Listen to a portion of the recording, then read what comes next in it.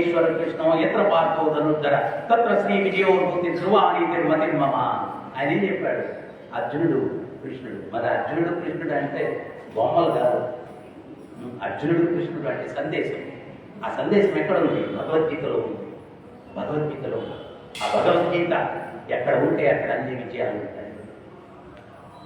అన్ని రకాల విజయాలు, అష్టైశ్వర్యాలు ఉంటాయి. అన్నిటికన్నా మించి మనశ్శాంతి ఉంటుంది. అష్టైశ్వర్యాలన్నీ ఉండి మనశ్శాంతి లేకపోతే ఏం ఉపయోగం చెప్పండి.